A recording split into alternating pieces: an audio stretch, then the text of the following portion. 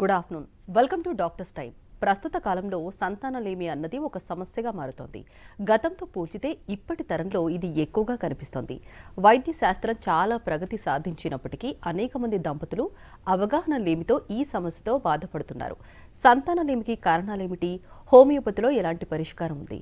హోమికేర్ international వైద్యులు doctor Kumud గారిని అడిగి తెలుసుకుందాం. మీరు కాల్ చేయాల్సిన నంబర్లు 0402331068 అండ్ 686. Hello doctor. ముందుగా చెప్పండి, అసలు ఇన్ఫర్టిలిటీ అంటే ఏంటి, రీజన్స్ ఎలా ఉంటాయి వీటికి? సో జనరల్గా ఇన్ఫర్టిలిటీ అంటే మెడికల్ డిక్షనరీలో దీనికి ఒక డెఫినేషన్ సరిగ్గా ఉన్నది. ఫస్ట్ 1 ఇయర్లో మ్యారేజ్ అయిన తర్వాత ఒక కపుల్ అనేది హస్బెండ్ అండ్ వైఫ్ నార్మల్గా ఉంటూ ప్రెగ్నెన్సీకి ట్రై చేసుకుంటూ ప్రెగ్నెన్సీ పాజిటివ్ రాకపోవడం, ఇది జనరల్గా ఒక ఇన్ఫర్టిలిటీ అనేది జనరల్గా మనం అంటూ ఉంటాం. సో ఇన్ఫర్టిలిటీలో ఫస్ట్ 1 ఇయర్ ఆఫ్ మ్యారేజ్ అంటే మ్యారేజ్ అయిన 1 ఇయర్ లోపల ఒక దంపతి ఒక కపుల్ అనేది ట్రై చేస్తున్నది, కాకపోయినా ప్రెగ్నెన్సీ అనేది రావట్లేదు. దీనికి సరిగ్గా మనము ఇన్ఫర్టిలిటీ అనేది అంటాం. సో ఇన్ఫర్టిలిటీలో మనకు primary and secondary 2 types of infertility అనేది ఉంటాయి. ప్రైమరీ ఇన్ఫర్టిలిటీ అంటే ఎప్పుడు కూడా మ్యారేజ్ అయిన తర్వాత ఒక్కసారి కూడా ప్రెగ్నెన్సీ రాకపోవడం, ఈ ప్రాబ్లంకి మనం ప్రైమరీ ఇన్ఫర్టిలిటీ అనేది అంటాం. అలాగే సెకండరీ ఇన్ఫర్టిలిటీ అంటే ఫస్ట్ ప్రెగ్నెన్సీ న్యాచురల్గా వచ్చింది, ఏదో విధిగా వచ్చింది, కాకపోతే సెకండ్ ప్రెగ్నెన్సీలో టైం పడుతుంది, లేకపోతే ట్రై చేసినా అది పాజిటివ్ రావట్లేదు. దీనికి మనం సెకండరీ ఇన్ఫర్టిలిటీ అనేది అంటుంటాం. సో ప్రైమరీ కానీ సెకండరీ కానీ మన క్లినిక్లో ప్రాక్టీస్లో చూసేది ప్రైమరీ ఇన్ఫర్టిలిటీ అనేది ఈరోజు ఒక 30 to 40% పేషెంట్స్ అనేది సఫర్ అవుతున్నారు. అలాగే సెకండరీ ఇన్ఫర్టిలిటీలో ఒక 10 to 25% పేషెంట్స్ అనేది జనరల్గా సెకండరీ ఇన్ఫర్టిలిటీతో బాధపడుతున్నారు. ఇన్ఫర్టిలిటీకి మేజర్గా కాజెస్ హస్బెండ్ అయినా సరే వైఫ్ అయినా సరే మేజర్గా హార్మోనల్ ప్రాబ్లమ్స్ అనేది ఉంటుంది.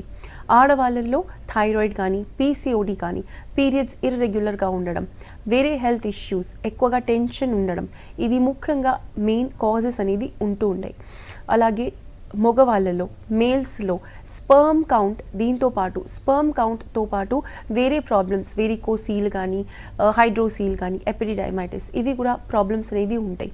సో మేజర్గా మనం చూసేది సీమెన్ ప్రాబ్లం. మగవాళ్ళలో సీమెన్ కౌంట్ అంటే కౌంట్ అనేది తక్కువ ఉండడం, అలాగే ఆడవాళ్ళలో హార్మోనల్ ఇంబ్యాలెన్స్, స్పెషల్గా థైరాయిడ్ ప్రాబ్లం, ఈ థైరాయిడ్తో పాటు పీసీఓడి, ఇవి 2 మేజర్గా కంబైన్లో మనం చూస్తూ ఉంటాం. ఓకే అండి. మెయిన్గా అంటే ఇన్ఫర్టిలిటీ అనేది ఇంతవరకు అంటే లేడీస్లోనే ఎక్కువగా ఉంటుంది అంటారు. సో థైరాయిడ్ ప్రాబ్లం ఉన్నా కానీ ఇన్ఫర్టిలిటీ కంటే దారి తీసే ఛాన్సెస్ ఏమైనా ఉన్నాయా? స్టేజెస్ బట్టి. సో జనరల్గా థైరాయిడ్ కానీ పీసీఓడి కానీ ఇది ఆడవాళ్ళలో మేజర్గా మనం చూసే ప్రాబ్లమ్స్. సో ఈరోజు మేజర్గా చాలా రీజన్స్ ఉన్నాయి థైరాయిడ్ కావడానికి, పీసీఓడి రావడానికి. క్లినికల్లీ పీసీఓడి కానీ థైరాయిడ్ కానీ ప్రాబ్లమ్స్ 30 లేకపోతే 35 ఇయర్స్ తర్వాత రావాల్సిన ప్రాబ్లమ్స్ ఈరోజు అన్ఫార్చునేట్గా మనం సిటీస్లో, పెద్ద పెద్ద సిటీస్లో మనం చూస్తూ ఉన్నాము. చిన్న ఏజ్ నుంచి అంటే అమ్మాయిలకి థైరాయిడ్ కానీ పీసీఓడి కానీ పీరియడ్స్ ప్రాబ్లం ఎక్కువగా అనేది ఉన్నది చిన్న ఏజ్ నుంచి అంటే ఒక 14 ఇయర్స్ తర్వాత నుంచి కూడా మనం థైరాయిడ్ కానీ పీసీఓడి ప్రాబ్లమ్స్ అనేది ఈరోజు అమ్మాయిల్లో చూస్తూ ఉన్నాం. సో జనరల్గా ఒక 20 ఇయర్స్ బ్యాక్ ఈ ప్రాబ్లం అనేది 35 ఇయర్స్ కంటే ముందు జనరల్గా మనం చూసేది చూడలేదు. కాకపోతే ఈరోజు ఈ ప్రాబ్లం అనేది సిటీస్లో ఎక్కువగా ఉన్నది. మేజర్గా దీంట్లోపల స్ట్రెస్ అంటే థైరాయిడ్లో జనరల్గా మన ఇండియా కంట్రీలో 10 అంటే 10 ఆడవాళ్ళకి 8 అవుట్ ఆఫ్ 10 ఫీమేల్స్కి థైరాయిడ్ అనేది ప్రాబ్లం ఉన్నది. సో ఇంత మేజర్గా థైరాయిడ్ వచ్చే ప్రాబ్లం జనరల్గా అసలు దేనివల్ల వస్తున్నది? మేజర్గా ఆడవాళ్ళలో సెన్సిటివిటీ అండ్ హార్మోనల్ ఇంబ్యాలెన్స్ అనేది చాలా ఫాస్ట్గా ఉంటుంది. సో థైరాయిడ్ అనేది మేజర్గా చాలా సెన్సిటివ్ ఆడవాళ్ళలో ఇది మనం చూస్తూ ఉంటాం. సెకండ్ వచ్చేసి ఎక్కువగా టెన్షన్ ఉన్నవాళ్ళు. థర్డ్ వచ్చేసి సిటీస్లో మేజర్గా ఇది మనకు అందుకు కనపడుతుందంటే ఒక లైఫ్ స్టైల్ అనేది చాలా పువర్ ఉంటుంది. అంటే హెల్దీ ఫుడ్ అనేది కొంచెం తక్కువగా తీసుకొని ఎక్కువగా వెయిట్ గెయిన్ అవ్వడం, లేకపోతే ఎక్సర్సైజ్ లేకపోవడం, ఇది మేజర్గా థైరాయిడ్ పీసీఓడికి ఉన్న కారణాలు. ఓకే అండి, మెయిన్గా అంటే పీసీఓడి ఉంటే కనుక అంటే ఇన్ఫర్టిలిటీకి దారితీసే ఛాన్సెస్ ఉన్నాయా? ఎస్. సో జనరల్గా థైరాయిడ్ ఒక హార్మోనల్ ప్రాబ్లం, పీసీఓడి కూడా ఒక హార్మోనల్ ప్రాబ్లం. కాకపోతే పీసీఓడిలా hormonal imbalance, FSH, LH and estrogen, progesterone, ఇవి మేజర్గా ఒక ఆడవాళ్ళలో ఉన్న హార్మోన్స్. ఇవి 4 హార్మోన్స్లకి ఏ హార్మోన్స్ అయినా కూడా ఇంబ్యాలెన్స్ ఉన్నప్పుడు, లేకపోతే అన్ని హార్మోన్స్ కూడా ఇంబ్యాలెన్స్ ఉన్నప్పుడు పీసీఓడి ప్రాబ్లం అనేది ముఖ్యంగా మనం చూస్తూ ఉంటాం. సో పీసీఓడి ప్రాబ్లంలో ఎవరైనా అమ్మాయిలకి 2 months 3 months లేకపోతే ఇంకా ఎక్కువగా టైం తర్వాత కూడా ఏది మెడిసిన్ వాడకున్నా పీరియడ్స్ రాకపోవడం. సో జనరల్గా 2 to 3 months లోపల ఒక్కసారి పీరియడ్స్ రావడం, ఇది 90% కేసెస్లో పీసీఓడి అనేది డిటెక్ట్ అవుతుంది. కొంతమంది కేసెస్లో పీసీఓఎస్ అనేది డిటెక్ట్ అవుతుంది. సో జనరల్గా పీసీఓడి ఉన్న వాళ్ళు, థైరాయిడ్ ఉన్న వాళ్ళు ప్రెగ్నెన్సీ అనేది డెఫినెట్గా పాజిటివ్ ఉండే ఛాన్సెస్ అనేది చాలా ఉంటాయి. కాకపోతే దీనికి సరిగ్గా ట్రీట్మెంట్ అనేది అవసరం ఉంటుంది. పీసీఓడిలా మీకు యూఎస్జీ అబ్డామిన్ అంటే సోనోగ్రఫీ ఆఫ్ అబ్డామిన్ డాక్టర్ జనరల్గా మీకు రాస్తూ ఉంటారు. ఒక టెస్ట్ అనేది ఉంటుంది. ఈ పీసీఓడి ప్రాబ్లంలో 2 ఓవేరీస్, ఆడవాళ్ళలో ఒక 2 ఓవేరీస్ ఉంటాయి, రైట్ అండ్ లెఫ్ట్. ఇవి 2 ఓవేరీస్లో కూడా సిస్ట్ అనేది, సిస్ట్ అంటే వాటర్ ఫిల్డ్ బబుల్స్, ఒక బబుల్ లాంటి స్ట్రక్చర్ అనేది అండాశయంలో, రైట్ అండాశయం, లెఫ్ట్ అండాశయం, ఇవి 2 పైన కరెక్ట్గా ఇది మల్టిపుల్ నంబర్స్ ఆఫ్ బబుల్స్ అనేది ఫామ్ అవుతూ ఉన్నది. ఈ ప్రాబ్లంకి మనం బైలేటరల్ మల్టిపుల్ పీసీఓడి అనేది అంటాం. దీంట్లోపల ఒక సిస్ట్ మాత్రమే ఉండడం ప్రాబ్లంకి సింపుల్ సిస్ట్ లేకపోతే సింపుల్ ఓవేరియన్ సిస్ట్, ఒక సింగిల్ సిస్ట్ మాత్రమే అంటారు. సింగిల్ సిస్ట్ అంటే ఒక్క సిస్ట్ మాత్రమే ఉండడం, ఏదో ఒక్క సైడ్, రైట్ సైడ్ కానీ లెఫ్ట్ సైడ్ కానీ ఒక్క సిస్ట్ ఉండడం. ఇలాంటి కేసెస్లో ప్రెగ్నెన్సీ ఫాస్ట్గా రావడం జరుగుతున్నది. ఈ సిస్ట్ అనేది జనరల్గా 30 days 40 days తర్వాత పీరియడ్స్ న్యాచురల్గా వచ్చినప్పుడు, లేకపోతే 2 months 3 months డిపెండింగ్ అపాన్ పేషెంట్కి ఎంత టైం నుంచి ప్రాబ్లం ఉన్నది, ఎన్ని రోజులకి పీరియడ్స్ వస్తున్నది, ఈ సిస్ట్ అనేది జనరల్గా కరిగిపోవాలి. చాలామందిలో ఈ సింపుల్ సిస్ట్ అనేది కరగకుండా, అది డిజాల్వ్ అవ్వకుండా మేజర్గా మల్టిపుల్ నంబర్ ఆఫ్ సిస్ట్లో అది ఫామ్ అవుతుంది. దానికి పీసీఓడి అనేది ప్రాబ్లం అంటాం. సో పీసీఓడిలా మేజర్ ఒక ఛాలెంజ్ అనేది ఉంటుంది. దీంట్లోపల ఓవ్యులేషన్ అంటే ఎగ్ రిలీజ్ అవ్వకపోవడం, ఇది మేజర్గా జరుగుతుంది. ఎగ్ రిలీజ్ అవ్వకపోవడం అంటే 14th day మన పీరియడ్ సైకిల్ ఫస్ట్ డే ఉన్నప్పుడు దానికి నార్మల్ సైకిల్ అనేది అంటారు. సో ఈ సైకిల్కి కరెక్ట్గా 14 days తర్వాత ఓవ్యులేషన్ ప్రాసెస్ అనేది జరుగుతుంది. అంటే ఎగ్ రిలీజ్ అయ్యే ప్రాసెస్ అనేది జరుగుతుంది. పీసీఓడిలా స్పెషల్గా బైలేటరల్ అంటే 2 వైపు పీసీఓడి ఉన్నప్పుడు ఈ ప్రాబ్లం అనేది ఎక్కువగా ఉంటుంది. మేజర్గా మనం ఎక్కువగా క్లినిక్లో చూసేది పీసీఓడి, చాలా ఎక్కువ కాలం నుంచి పీసీఓడి ఏదైతే ట్రీట్మెంట్ సరిగ్గా అయినా జరగలేదు, లేకపోతే పీసీఓడి క్లియర్ అవ్వని కేసెస్లో మనం ప్రైమరీ ఇన్ఫర్టిలిటీ మరి సెకండరీ ఇన్ఫర్టిలిటీ అనేది మనం చూస్తున్నాం. ఇలాంటి కేసెస్లో మనం చేయాల్సింది ఆ సిస్ట్కి ఎంత ఫాస్ట్గా అవుతే అంత ఫాస్ట్గా కరగడం అంటే డిజాల్వ్ చేయడం. దాని తర్వాత ఓవ్యులేషన్ ప్రాసెస్కి న్యాచురల్గా మనం కావాల్సిన ప్రాసెస్ 14th day అది మెడిసిన్స్ ద్వారా చేయాల్సింది. ఇది జనరల్గా ఎట్లా అవుతుంది, హార్మోనల్ ఇంబ్యాలెన్స్ మనం క్లియర్ చేసినప్పుడు ఈ ఓవ్యులేషన్ ప్రాసెస్ అనేది సరిగ్గా అవుతుంది పీసీఓడి కేసెస్లో. ఓకే, ఇంతకుముందు మీరు మాట్లాడుతూ ఆల్రెడీ ఇన్ఫర్టిలిటీ ప్రైమరీ సెకండరీ అన్నారు కదా, ప్రైమరీకి అంటే లక్షణాలు ఏ విధంగా ఉంటాయి అంటారు, ఎలా ఎగ్జామినేషన్ చేసుకోవాలి ఒక పేషెంట్? ఎస్. సో జనరల్గా ప్రైమరీ ఇన్ఫర్టిలిటీలో 1 year స్ట్రేట్గా 1 year మ్యారేజ్ అయిన 1 year తర్వాత చాలామంది పేషెంట్స్, చాలామంది కపుల్స్ అనేది ప్రెగ్నెన్సీ వద్దు అని అనుకుంటారు. సో ప్రెగ్నెన్సీ కావాల్సిన వాళ్ళు కూడా ట్రై చేస్తున్నారు, అయినప్పటికీ ప్రెగ్నెన్సీ రావట్లేదు. అది మేజర్గా మనం ప్రైమరీ ఇన్ఫర్టిలిటీ అనేది అంటాం. సో ఎవరైనా 1 year తర్వాత ప్రెగ్నెన్సీ కోసానికి ట్రై చేస్తున్నారు, 2 years 3 years అయిన తర్వాత కూడా నార్మల్గా ట్రై చేస్తున్నారు, మాకు ఎలాంటి ప్రాబ్లమ్స్ లేదు అనుకున్న వాళ్ళు సడన్గా ట్రై చేసినప్పుడు ప్రెగ్నెన్సీ రావట్లేదు, చాలా కాలం అవుతుంది, అలాంటి వాళ్ళు జనరల్గా డాక్టర్ దగ్గర కన్సల్ట్ అయినప్పుడు వాళ్ళకి ప్రైమరీ ఇన్ఫర్టిలిటీ ఉన్నదని అర్థమవుతుంది. సో మ్యారేజ్ అయిన 1 year లేకపోతే 2 years 3 years తర్వాత డాక్టర్స్ దగ్గర జనరల్గా చాలామంది పేషెంట్స్ అనేది కన్సల్ట్ అవ్వరు. కాకపోతే ప్రెగ్నెన్సీ రావాల్సిన కపుల్స్ ఏదైతే అనుకుంటున్నారో వాళ్ళు 6 months ట్రై చేసిన తర్వాత కూడా ఎలాంటి రిజల్ట్స్ లేవు అంటే డెఫినెట్గా వాళ్ళు ఫస్ట్ డాక్టర్ దగ్గర కన్సల్ట్ అవ్వాలి. ఇది ప్రైమరీ ఇన్ఫర్టిలిటీ డెఫినెట్గా ఉంటుంది. చాలామంది ఒక 28, 29, 30 years తర్వాత మ్యారేజ్ చేసుకుంటూ ఉంటారు. అలాంటి వాళ్ళకి మొదటి నుంచి కొన్ని పీసీఓడి ప్రాబ్లమ్స్ ఉండడం, లేకపోతే హార్మోనల్ ఇంబ్యాలెన్స్ ఉండడం జరుగుతుంది. కాకపోతే అది డయాగ్నోసిస్ అనేది ఓన్లీ ఆఫ్టర్ మ్యారేజ్ అవుతుంది. ఎప్పుడైతే వాళ్ళకి అర్థమవుతుంది మేము ట్రై చేసినప్పుడు కూడా మాకు ప్రెగ్నెన్సీ రావట్లేదు, అది ప్రైమరీ ఇన్ఫర్టిలిటీ కింద వస్తుంది. ఓకే అండి, కాలర్ కూడా లైన్లో ఉన్నారు. సంజీవ నాయుడు హైదరాబాద్ నుంచి. హలో సంజీవ నాయుడు గారు, మాట్లాడండి, మీ సమస్యను చెప్పండి. మేడం నమస్తే మేడం. సార్ నమస్తే. ఏం లేదు మేడం, మా మిస్సెస్ కు నెల మంత్లు ఎక్కువ అవుతుంది మేడం. ఓకే సార్, ఏజ్ ఎంత ఉంది? అదే మంత్ అయినప్పుడు ఎక్కువ అదే బ్లడ్ ఎక్కువ పడుతుంది. ఓకే సార్, తను వయసు ఎంత సార్, ఏజ్ ఎంత? ఏది 50 ఉంటాయి మేడం. ఓకే సార్, ఇది ఎప్పటి నుంచి జరుగుతుంది సార్? అది 2-3 నెలల నుంచి మేడం. ఓకే సార్, ఇది తప్ప వేరే థైరాయిడ్ కానీ బీపీ డయాబెటీస్ ఏమైనా ప్రాబ్లమ్స్? ఏం లేవు, ఇవన్నీ ఏం లేవు మేడం. ఓకే సార్, నేను మీకు ఆన్సర్ ఇస్తాను. మేడం సో కాలర్ గారు అడిగింది, ఏజ్ వచ్చేసి 40+ ఉన్నారు, అరౌండ్ 50 ఇయర్స్ అనేది ఉన్నారు. 2-3 మంత్స్ నుంచి పీరియడ్స్ అనేది చాలా హెవీగా వస్తున్నాయి. సారీ. సో జనరల్గా ఈ కేసెస్లో మెనోపాజ్ 40 ఇయర్స్ తర్వాత ఆడవాళ్ళకి మెనోపాజల్ పీరియడ్ అనేది స్టార్ట్ అవుతుంది. మెనోపాజల్ పీరియడ్ అంటే పీరియడ్స్ స్టాప్ అయ్యే ముందు ఈ ప్రాబ్లమ్కి మనం మెనోపాజల్ పీరియడ్ అనేది అంటాం. 90% కేసెస్లో 40 to 45 ఇయర్స్ ఏజ్లో ఆడవాళ్ళకి మెనోపాజ్ వచ్చే సమస్య అనేది ఉంటుంది. చాలా తక్కువ మంది, ఒక 30 to 35% కేసెస్లో 45 ఇయర్స్ తర్వాత పీరియడ్స్ బంద్ అయ్యే ఛాన్సెస్ అనేది ఉంటుంది. అలాంటి వాళ్ళకి పీరియడ్ స్టాప్ అయ్యే ముందు ఒక 2 to 3 మంత్స్ లేకపోతే 6 మంత్స్ కానీ హెవీగా బ్లీడింగ్ అనేది అవుతుంది. సో మీరు ఇప్పుడు అనుకోవాల్సింది, ఇది కరెక్ట్గా మెనోపాజల్ పీరియడ్ స్టార్ట్ అయింది, కొంతకాలం తర్వాత అది 3 మంత్స్ కావచ్చు, 6 మంత్స్ కావచ్చు, కొంతకాలం తర్వాత పీరియడ్స్ అనేది పూర్తిగా ఆగిపోవడం జరుగుతుంది. దీనికి మనం మెనోపాజ్ అనేది అంటాం. సో దీనికి మీరు న్యాచురల్గా కావాలంటే ఒక్కసారి సోనోగ్రఫీ, యూఎస్జీ అబ్డామన్ అనేది ఉంటుంది, అది ఒక్కసారి చేయించుకోండి. మోస్ట్లీ ఎలాంటి అబ్నార్మాలిటీ రాదు. ఏమైనా అబ్నార్మాలిటీ ఉన్నది అంటే మీరు డెఫినెట్గా దాని గురించి ట్రీట్మెంట్ వాడండి.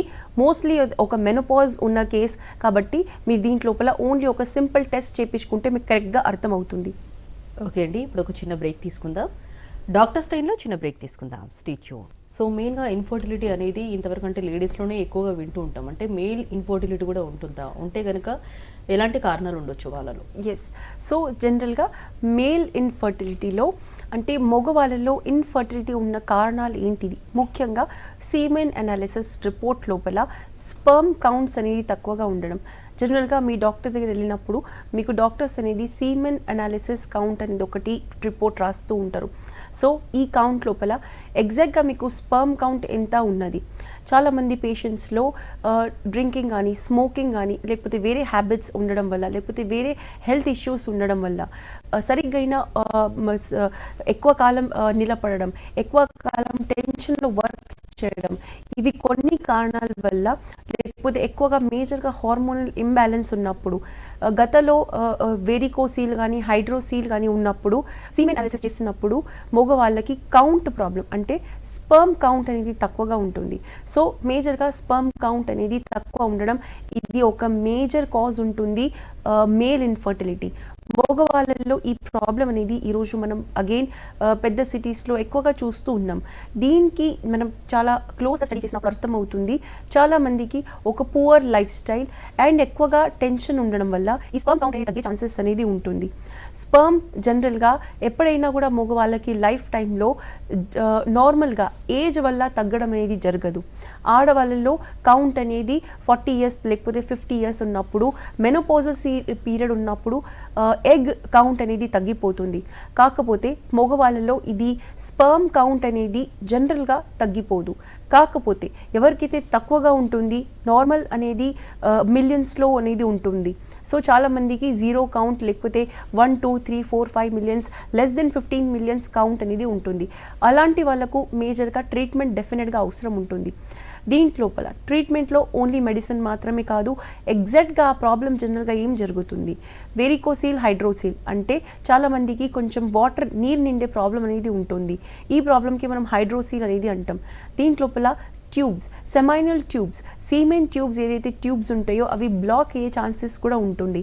సో ఈ పరీక్ష అనేది జనరల్గా దీనికి sonography of scrotum, USG scrotum ద్వారా మనకు తెలుస్తున్నది.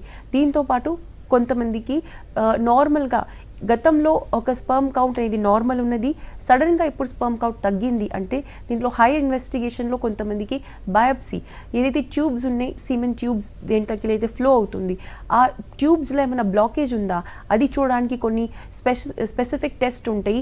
బయాప్సీ కూడా చాలామంది దీనికి అవసరం ఉంటుంది. అలాంటి వాళ్ళు ఈ టెస్ట్ తప్పకుండా చేయించుకోవాలి. దీనివల్ల కరెక్ట్గా మగవాళ్ళ ఎగ్జాక్ట్గా ఏం ప్రాబ్లం ఉంది అది మనకు అర్థమవుతుంది. మెయిన్గా ఇన్ఫర్టిలిటీకి అనేది అంటే రూట్ కాజ్ ఉండే అవకాశం కూడా ఉందంటారా, మేల్ కానీ ఫీమేల్ కానీ? ఎస్. సో రూట్ కాజ్ వచ్చేసి మేల్ కానీ ఫీమేల్ కానీ ఈ రెండిట్లో కూడా మేజర్గా హార్మోనల్ ఇంబ్యాలెన్స్ అనేది ఎక్కువగా ఉంటుంది. సెకండ్ వచ్చేసి first of all hormonal imbalance ఎందుకు అవుతుంది, దేనివల్ల అవుతుంది? మేజర్గా సిటీస్లో ఎవరికైతే హార్మోన్ ఇంబ్యాలెన్స్ ఉంది వాళ్ళకి స్ట్రెస్ ఎక్కువగా ఉండడం, అంటే ఎక్కువ టెన్షన్ ఉండడం, వర్క్ ప్రెషర్ ఎక్కువ ఉండడం, లేకపోతే ఎలాంటి స్ట్రెస్ అయినా సరే హార్మోన్ ఇంబ్యాలెన్స్ అనేది క్రియేట్ చేస్తుంది. స్ట్రెస్ అనేది మెంటల్ ఫిజికల్ రెండు ఉంటాయి, అంటే మానసిక ఒత్తిడి ఉండడం లేకపోతే శారీరక ఒక శ్రమ ఉండడం, ఎక్కువగా ఇబ్బంది ఉండడం. ఫిజికల్ స్ట్రెస్ అనేది ఎలా ఉంటుంది, ఫిజికల్ స్ట్రెస్లో మీ సరిగ్గా అయిన ఆహారం తీసుకోకపోవడం. ఈరోజు చిన్న అమ్మాయిలో మనం పీసీఓడి థైరాయిడ్ అనేది ఎక్కువగా చూస్తున్నాం. దానికి మేజర్గా రీజన్ వచ్చేసి సరిగ్గా అయిన ఫుడ్ తీసుకోకపోవడం, అంటే న్యూట్రిషియస్ ఫుడ్ తీసుకోకపోవడం, ఇది మేజర్గా కాజ్ అనేది ఉంటుంది. అలాగే ప్రాబ్లం బట్టి ఓవ్యులేషన్, ఆడవాళ్ళలో పీసీఓడి ఉన్నప్పుడు ఓవ్యులేషన్ ప్రాబ్లం, మగవాళ్ళలో ట్యూబ్స్ కానీ లేకపోతే సీమెన్ కౌంట్ చాలా తక్కువగా ఉన్నప్పుడు మేజర్గా కాజ్ అనేది హార్మోనల్ ఇంబ్యాలెన్స్ అనేది ఉంటుంది.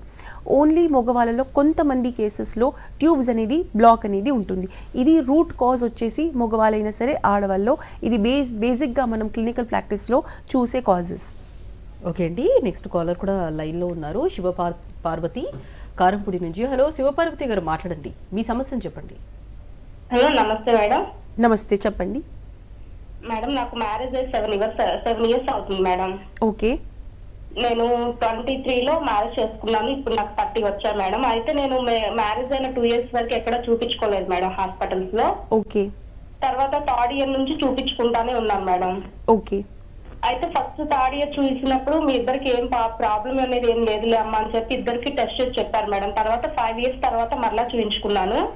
ఓకే. చూపించుకుంటే నీకు కొంచెం ఇన్ఫెక్షన్ ఉందమ్మా, దానివల్ల నీకు గర్భం అనేది ఓపెన్ అవ్వట్లేదు, మెడిసిన్ రాసిస్తానమ్మా వాడు, అవి వాడిన తర్వాత నీకు అందిద్దని చెప్పారు మేడం. అలా ఒక 1 month వాడిన తర్వాత 2nd month వెళ్ళినప్పుడు మీరు ఇలా భార్య భర్తలు కలవండి, కలుస్తా ఉండండి, కలిసి ఈ టైంలో ఈ మెడిసిన్ వాడని చెప్పారు మేడం. అలా 2 months వాడాను మేడం నేను. ఓకే. అలా 2 months వాడిన తర్వాత కూడా ఫలితం అనేది ఏం కనిపించలేదు మేడం. ఓకే అండి. సో మీకు ఇప్పుడు లేటెస్ట్ టెస్ట్ అనేది ఎప్పుడు జరిగినాయి మీకు? నిన్నగాక మొన్న కూడా చేయించుకున్నాను మేడం. ఉన్న హాస్పిటల్ పిడివాడలో చేయించుకున్నాను. థైరాయిడ్ టెస్ట్ చేశారు మేడం, బ్లడ్ టెస్ట్ చేశారు. దాంట్లో ఏ ప్రాబ్లం లేదమ్మా, పీరియడ్స్ వచ్చిన 2nd day ఒకసారి రా, అప్పుడు ఒక స్కానింగ్ తీసి చెప్తాను ఏ విషయమై అన్నారు మేడం డాక్టర్ గారు. ఓకే అండి, అది ఫాలిక్యులర్ స్టడీ. ఓకే అండి. సో మీ హస్బెండ్ వైఫ్ ఇద్దరికి కూడా ఎగ్జాక్ట్గా ఏం ప్రాబ్లం ఉన్నదని అది మీకు డాక్టర్స్ అనేది సరిగ్గా చెప్పలేకపోతున్నారు. Okay madam. ఓకే, సరే అండి. మీరు ప్రెసెంట్గా ఏమైనా మెడిసిన్స్ వాడుతున్నారా? వాడుతున్నాను మేడం. నాకు 10 years బ్యాక్ నుంచే డస్ట్ ఎలర్జీ ఉంది మేడం. ఆ మెడిసిన్ వాడుతున్నాను నేను. ఓకే అండి. సో అది 10 yearsలో మీరు కంటిన్యూ డైలీ వాడుతున్నారా, అప్పుడప్పుడు వాడి వదిలేస్తున్నారా? ఒక 5 years కంటిన్యూగా డాక్టర్ సలహా ప్రకారం వాడాను మేడం. తర్వాత మళ్ళీ చూయించుకున్న తర్వాత ఒక మాత్రమే వాడుతున్నాను మేడం. మౌంటల్ కాస్త ఒకటి వాడుతున్నాను, సెరిగ్జిమా 2 కలిసింది ఒకటి ఉంటుంది, ఆ మెడిసిన్ మాత్రమే వాడుతున్నాను మేడం. ఓకే అండి. సో మీకు కొంతకాలం ముందు మీకు ఇన్ఫెక్షన్ ఉన్నదని చెప్పారు కదా, సో ఆ ఇన్ఫెక్షన్ ఉన్నప్పుడు ఏదైనా టీబీ టెస్ట్ అట్లాంటిది ఏమైనా టెస్ట్ చేశారా? లేదు మేడం, చేయలేదు. ఓకే అండి, నేను మీకు దాని గురించి కొంచెం డీటెయిల్గా చెప్తాను, నేను మీకు ఆన్సర్ ఇస్తాను. సో కాలర్ గారు అడిగింది, మ్యారేజ్ అయ్యి 7 years అవుతుంది, ప్రెజెంట్ ఏజ్ వచ్చేసి 30 years ఉన్నది. ఫస్ట్ 2 to 3 yearsలో డాక్టర్స్కి కన్సల్ట్ అయినప్పుడు డాక్టర్స్ ఎలాంటి ప్రాబ్లం లేదు, హస్బెండ్ కానీ వైఫ్కి ప్రాబ్లం లేదు అని చెప్పారు. తర్వాత కొంతకాలం తర్వాత ఒక 5 years తర్వాత ఫీమేల్కి పిఐడి అంటే మన పెల్విక్ రీజన్ ఎక్కడైతే గర్భాశయం ఉంటుంది దాని లోపల కొంచెం ఇన్ఫెక్షన్ ఉన్నదని చెప్పారు. దాని మూలంగా గర్భాశయం అనేది ఓపెన్ అవ్వట్లేదు కాబట్టి ప్రెగ్నెన్సీ రావట్లేదు అని చెప్పారు. సో ప్రెజెంట్గా ఫాలిక్యులర్ స్టడీ అనేది చేయించుకోమని చెప్పారు. మీకు ఏదైతే పీరియడ్స్లో ఉన్నప్పుడు చెప్పారో మీరు స్కానింగ్ చేపిద్దామని చెప్పారు, అది ఫాలిక్యులర్ స్టడీ అనేది ఉంటుంది. ఆ ఫాలిక్యులర్ స్టడీలో మీకు ఎగ్ రిలీజ్ అనేది జరుగుతుందా లేదా ఇది చెప్తారు మీకు. సో మీరు ఇప్పుడు ప్రెజెంట్గా చేయించుకోవాల్సిన టెస్ట్ అనేది డెఫినెట్గా ఆ ఫాలిక్యులర్ స్టడీ మీరు చేయించుకోండి. ఆ ఫాలిక్యులర్ స్టడీలో ఎగ్జాక్ట్గా మీకు ఎగ్ రిలీజ్ అనేది ప్రాసెస్ జరుగుతుందా జరగట్లేదా. ఎగ్ రిలీజ్ అనేది ప్రాసెస్ 14th డే రోజు మన పీరియడ్స్ ఉన్న ఫస్ట్ డే నుంచి కంటిన్యూస్గా మీరు క్యాల్కులేట్ చేస్తే 14th డే రోజు మీ ఓవ్యులేషన్ అంటే ఎగ్ రిలీజ్ ప్రాసెస్ అనేది జరుగుతుంది. ఈ జరుగుతుందా లేదా ఈ ప్రాసెస్ కరెక్ట్గా ఉన్నదా లేదా అది తెలుసుకోవడానికి డాక్టర్స్ మీకు ఫాలిక్యులర్ స్టడీ చేయించుకోమని చెప్పారు. మీరు డెఫినెట్గా ఈ టెస్ట్ చేయించుకోండి. దీని తర్వాత మరి ఒక టెస్ట్ ఉంటుంది, మీ ట్యూబ్స్, మీ ఫెలోపియన్ ట్యూబ్స్. మన అండాశయంలో 2 ట్యూబ్స్ ఉంటాయి. రైట్ సైడ్ ఒక ట్యూబ్ ఉంటుంది, లెఫ్ట్ సైడ్ ఒక ట్యూబ్ ఉంటుంది. ఆ ట్యూబ్ వల్ల అండాశయం నుంచి రిలీజ్ అయిన ఎగ్ అనేది జనరల్గా మీ గర్భాశయం వరకు అందుతుంది. సో ఈ ట్యూబ్స్ లోపల ఏమైనా బ్లాకేజ్ ఉందా అది తెలుసుకోవడానికి HSG అంటే హిస్టెరోసాల్పింగోగ్రఫీ అనేది ఒక టెస్ట్ ఉంటుంది. దీని తర్వాత ఒక హార్మోనల్ టెస్ట్ ఉంటుంది, AMH యాంటీ ములేరియన్ టెస్ట్. ఈ యాంటీ ములేరియన్ హార్మోన్ అనేది జనరల్గా ఆఫ్టర్ 30 years అనేది కొంచెం తగ్గిపోతున్నది. ఈ హార్మోన్ అనేది ప్రోటీన్ ద్వారా ప్రిపేర్ అవుతుంది. సో సపోజ్ ఈ హార్మోన్ మీకు తక్కువ ఉన్నదంటే మీరు ఒక ప్రోటీన్ ఎక్కువగా ఉన్న ఆహారం అనేది మీరు తీసుకోవాల్సింది. 4th వచ్చేసి టెస్ట్ మీరు చేసుకోవాల్సింది ట్యూబర్క్యులోసిస్ అంటే ఒక మాంటాక్స్ టెస్ట్ అనేది ఉంటుంది. మీకు ఏదైతే గర్భాశయంలో ఇన్ఫెక్షన్ ఉంది దాని మూలంగా మీకు గర్భాశయం ఓపెన్ అవ్వట్లేదు అండ్ ప్రెగ్నెన్సీ రావట్లేదు అని ఏదైతే కొన్ని ఇయర్స్ బ్యాక్ చెప్పారో అది జనరల్గా దాంట్లోపల ఒక టీబీ టెస్ట్ ఉందా లేదా అది మనం తెలుసుకోవాల్సింది. 3rd వచ్చేసి రుబెలా. ఈ ఇన్ఫెక్షన్లో అది వైరల్ ఇన్ఫెక్షన్ ఉందా బ్యాక్టీరియల్ ఇన్ఫెక్షన్ ఉందా. బ్యాక్టీరియల్ ఇన్ఫెక్షన్లో ట్యూబర్క్యులోసిస్ ఇన్ఫెక్షన్ అండ్ వైరల్ ఇన్ఫెక్షన్లో రూబెలా అనేది ఒక వేరే టెస్ట్ ఉంటుంది. ఇవి 3 కూడా మీరు టెస్ట్ చేయించుకోండి. ఇవన్నీ టెస్ట్ చేయించుకున్న తర్వాత కరెక్ట్గా మీకు ఎక్కడ ఇబ్బంది ఉన్నది మీకు అర్థమవుతుంది. ఓకే, ఇప్పుడు కొంతమందిలో చూస్తే కనుక 2 monthsకి అలా హార్మోన్స్ ఇన్బ్యాలెన్స్ వల్ల వస్తూ ఉంటుంది మెన్సెన్స్. అంటే అలాంటి వాళ్ళు కన్సీవ్ అవ్వలేరా? ఎస్, జనరల్గా ఇంతకాలం ముందు ఫస్ట్ హార్మోన్స్ అనేది ఇంబ్యాలెన్స్ ఉండడానికి ఒక రీజన్ అనేది బాడీకి మూవ్మెంట్ అనేది తక్కువ ఉండడం. సో ఈరోజు చాలామందికి యంగ్ ఏజ్లో ఒక 14 years తర్వాత అమ్మాయిలకి 2 months 3 months ఒకసారి పీరియడ్స్ రావడం జరుగుతుంది. సో అది ఎందుకు జరుగుతుందంటే సరిగ్గా అయిన ఎక్సర్సైజ్ లేకపోవడం ఇది ఒక రీజన్ ఉంటుంది హార్మోనల్ ఇంబ్యాలెన్స్కి. దీంతో పాటు ఎగ్ రిలీజ్ అవ్వడానికి 28 days తర్వాత పీరియడ్ అనేది జనరల్గా రావాల్సింది. ఈ పీరియడ్లో ఒక ఎగ్ అనేది ఎప్పటికైనా కూడా రిలీజ్ అవుతుంది. ఒక అమ్మాయికి రిలీజ్ అయిన తర్వాత అది ఐదర్ ప్రెగ్నెన్సీలో ఉన్న కన్వర్ట్ అవ్వాలి లేకపోతే పీరియడ్లో ఉన్న కన్వర్ట్ అవ్వాలి. ఎవరికైతే 2 months 3 months ఒక్కసారి పీరియడ్స్ వస్తుంది అలాంటి వాళ్ళలో ఎగ్ రిలీజ్ ప్రాసెస్ జరగట్లేదు కాబట్టి పీరియడ్ అనేది రావట్లేదు. సో ఇలాంటి వాళ్ళకి ప్రెగ్నెన్సీ అనేది డెఫినెట్గా చాలా ఇబ్బందిగా ఉంటుంది. మనకు మేజర్గా కాజ్ ఏదైతే మ్యారేజ్ తర్వాత ఎక్కువ కాలం వరకు నార్మల్గా పీరియడ్స్ ఉన్నా లేకున్నా ప్రెగ్నెన్సీ రాకపోవడం, ఈ ప్రాబ్లంలో మేజర్గా ఎగ్ రిలీజ్ లేకపోవడం. చాలామందికి మంత్లీ పీరియడ్ అనేది రెగ్యులర్గా ఉంటుంది కాబట్టి వాళ్ళు డాక్టర్ దగ్గర అప్రోచ్ అవ్వరు. వాళ్ళు నార్మల్ ఉన్నాయి, అన్ని ప్రాబ్లమ్స్ ఏం లేవు అని అనుకుంటారు. కాకపోతే 2-3 months ఒకసారి పీరియడ్ వచ్చిన వాళ్ళకి తప్పకుండా ప్రాబ్లం ఉన్నది అని అనుకోవాలి. ఒక 30% కేసెస్లో ఇలాంటి వాళ్ళకి న్యాచురల్గా మ్యారేజ్ తర్వాత ప్రెగ్నెన్సీ అనేది వచ్చేస్తుంది. కాకపోతే 50 to 60% కేసెస్లో ట్రీట్మెంట్ అవసరం అనేది వస్తుంది. సో 2 to 3 monthsకి ఒక్కసారి మీకు పీరియడ్ వస్తున్నదంటే డెఫినెట్గా మీ ఎగ్ రిలీజ్ అనేది ప్రాసెస్ సరిగ్గా జరుగుతలేదు. మీ ఎగ్ అనేది ఫామ్ అవ్వట్లేదు. ఎగ్ ఫామ్ అవ్వాల్సింది 28 daysలో రిలీజ్ అవ్వాలి, అది జరగట్లేదు. సో 2 to 3 monthsకి ఒకసారి ఎవరికైతే పీరియడ్స్ వస్తున్నాయో వాళ్ళు తప్పకుండా డాక్టర్కి కన్సల్ట్ అవ్వాలి. సోనోగ్రఫీ రిపోర్ట్స్ 3 months లేకపోతే 6 monthsకి ఒకసారి చేయించుకోవాలి. మీ ఏజ్ బట్టి, మీ ఏజ్ చిన్నగా ఉన్నదంటే 6 monthsకి ఒకసారి మీ సోనోగ్రఫీ చేయించుకోండి. మీరు ప్రెగ్నెన్సీ ఇప్పుడే కావాలనుకున్నారు, ప్లాన్ చేసుకున్న వాళ్ళు 3 monthsకి ఒకసారి సోనోగ్రఫీ రిపోర్ట్ చేయించుకుంటూ ఉండాలి. అలాగే 2 to 3 monthsకి ప్రెగ్నెన్సీ వచ్చిన వాళ్ళు డెఫినెట్గా ఫాలిక్యులర్ స్టడీ అనేది చేయించుకోవాలి. ఫాలిక్యులర్ స్టడీలో మీ ఎగ్ రిలీజ్ ఎంత అవుతుంది, ఎగ్ రిలీజ్ అవుతుంది చాలా చిన్న సైజ్ అవుతుందంటే డెఫినెట్గా దానికి కరెక్ట్ అయిన మెడిసిన్స్ ఉంటాయి, అది మీరు వాడితే మీకు ప్రెగ్నెన్సీ డెఫినెట్గా వస్తుంది. ఓకే అండి, ఇప్పుడు ట్యూబెక్టమీ చేయించుకున్న తర్వాత అంటే మళ్ళీ కన్సీవ్ అవ్వచ్చా? ఎస్. సో జనరల్గా fallopian tubes right side and left side ఏదైతే అండాశయం ఉంటుందో ఓవేరీస్ ఉంటాయి, ఆ ఓవేరీస్తోని కనెక్టెడ్ ఉంటుంది ఒక ఫెలోపియన్ ట్యూబ్. ఈ ఫెలోపియన్ ట్యూబ్కి ఫంక్షన్ వచ్చేసి ఎగ్ అనేది సరిగ్గా యూట్రస్లో అంటే గర్భాశయంలో ప్లేస్ చేయాల్సింది. సో ఈ యూట్రస్లో కరెక్ట్గా ఎగ్ ఫిక్స్ అయిన తర్వాత ప్రెగ్నెన్సీ అనేది జనరల్గా ఛాన్సెస్ ఎక్కువగా ఉంటాయి. సో జనరల్గా ఎవరికైతే ట్యూబెక్టోమీ అవుతుంది, ట్యూబెక్టోమీ ఫస్ట్ ఆఫ్ ఆల్ ఎవరికి అవుతుంది? ట్యూబెక్టోమీ చాలామందికి ఎక్టోపిక్ ప్రెగ్నెన్సీ అంటే ప్రెగ్నెన్సీ అనేది న్యాచురల్గా ఒక గర్భాశయంలో లేకుండా ట్యూబ్స్లలో వస్తున్నది. Any one tube, right side అయినా సరే లెఫ్ట్ సైడ్ అయినా సరే. అలాంటి వాళ్ళకు ఎమర్జెన్సీలో ఎక్టోపిక్ ప్రెగ్నెన్సీ ఉన్న వాళ్ళకి ఒక ట్యూబ్ అనేది తీసేయాల్సి ఉంటుంది. అలాగే చాలామందికి ట్యూబ్స్ అనేది బ్లాక్ ఉన్నప్పుడు కొన్ని ప్రొసీజర్స్ చేస్తారు, ఇన్ఫెక్షన్స్ ఉంటాయి. సో ఏదో రీజన్ వల్ల ఒక ట్యూబ్ అనేది తీయాల్సి ఉంటుంది. జనరల్గా ఒక ట్యూబ్ ఉన్న వాళ్ళకి ఓవేరీస్ నార్మల్ ఉన్నాయి అండ్ యూట్రస్ అంటే గర్భాశయంలో ఎలాంటి ప్రాబ్లం లేదు అన్న వాళ్ళు డెఫినెట్గా వాళ్ళకు ప్రెగ్నెన్సీ వచ్చే ఛాన్సెస్ అనేది ఉంటుంది. కాకపోతే వాళ్ళకు ఒక ఓవేరీలో ఏ సైడ్ అయితే ట్యూబ్ లేదు ఆ ఓవేరీలో ఎగ్స్ అనేది ఎక్కువగా ఫామ్ అవుతాయి. సో ఆ ఎక్కువగా ఫామ్ అయినప్పుడు అది ట్యూబ్స్ లేనప్పుడు డెఫినెట్గా వాళ్ళకు సిస్ట్ ఫామ్ అయ్యే ఛాన్సెస్ ఉంటుంది. ట్యూబెక్టోమీ అయిన వాళ్ళు ఎవరికైతే ఒక్కటి ట్యూబ్ మాత్రమే ఉన్నది వాళ్ళకు ప్రెగ్నెన్సీ కొంచెం డిఫికల్ట్ ఉంటుంది. కాకపోతే రాదు అని ఒక రీజన్ అనేది కాదు, చాలామందికి డిఫికల్టీ అవుతుంది. వాళ్ళు డెఫినెట్గా డాక్టర్కి కన్సల్ట్ అయ్యి మెడిసిన్స్ దీని గురించి వాడాల్సింది. వాళ్ళకు మెడిసిన్స్ తర్వాతనే ఒక ట్యూబ్ ఉన్న వాళ్ళకి ప్రెగ్నెన్సీ న్యాచురల్గా వస్తుంది. ఓకే అండి, ఇన్ఫర్టిలిటీ గురించి చాలా డీటెయిల్గా చెప్పారండి. Thank you so much. ఇది వాటి doctors time. Stay tuned to Sakshi.